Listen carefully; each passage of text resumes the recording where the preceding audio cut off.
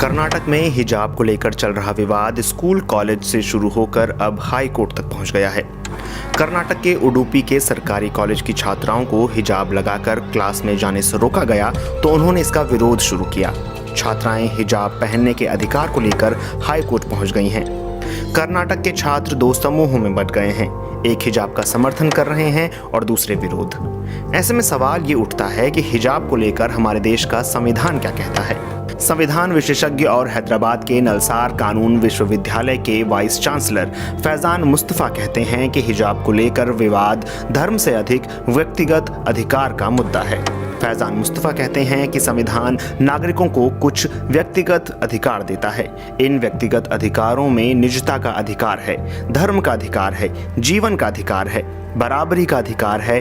बराबरी के अधिकार की व्याख्या करते हुए सुप्रीम कोर्ट ने कहा है कि इसमें मनमानी के खिलाफ अधिकार भी शामिल है।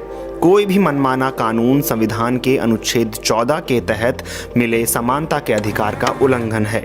सवाल ये भी उठता है कि क्या शिक्षण संस्थान ड्रेस कोड या यूनिफॉर्म निर्धारित कर सकते हैं।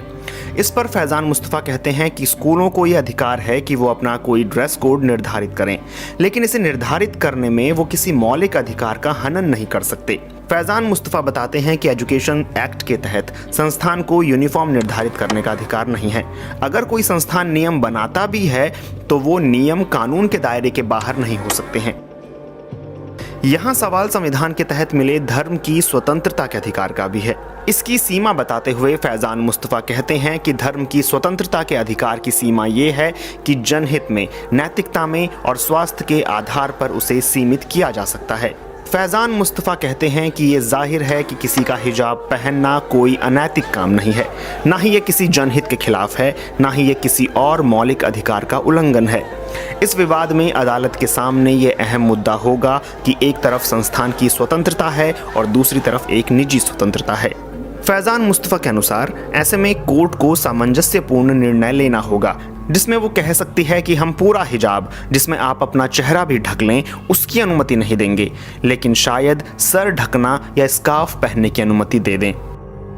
हिजाब को लेकर इससे पहले भी विवाद अदालत में पहुंचते रहे हैं। केरल में क्राइस्ट नगर सीनियर सेकेंडरी स्कूल की छात्राएं हिजाब पहनने पर स्कूल की रोक के खिलाफ अदालत गई थीं।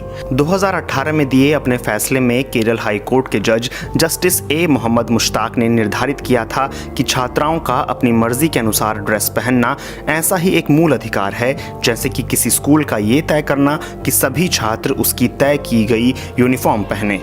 केरल हाईकोर्ट के इस फैसले की चर्चा कर्नाटक हिजाब विवाद के दौरान भी खूब हो रही है। तब फातिमा, तस्नीम और हफ्जा परवीन ने अदालत से कहा था कि उन्हें पूरी बाह की शर्ट और नकाब पहनकर स्कूल नहीं आने दिया जा रहा है। स्कूल ने इन आरोपों को यह कहते हुए खारिज किया था कि यह स्कूल के ड्रेस कोड के खिलाफ है। संविधान विशेषज्ञ फैजान मुस्तफा कहते हैं कि केरल हाई कोर्ट का निर्णय कर्नाटक हाई कोर्ट पर बाध्य नहीं है। हिजाब को लेकर ये सवाल भी उठा है कि हिजाब के जरिए मुस्लिम छात्राएं अपनी पहचान को मजबूत करने की कोशिश कर रही हैं, लेकिन फैजान मुस्तफा मानते हैं कि ये सवाल पहचान से ज्यादा पसंद का है। हालांकि फैजान मुस्तफा का मानना है कि दोनों पक्षों को लचीलापन दिखाना चाहिए। एक आधुनिक प्रगतिशील समाज में रूढ़िवादी रवैया अख्तियार करना अच्छी बात नहीं है। मामले में हाई कोर्ट के फैसले को सुप्रीम कोर्ट में चुनौती भी दी जा सकती है।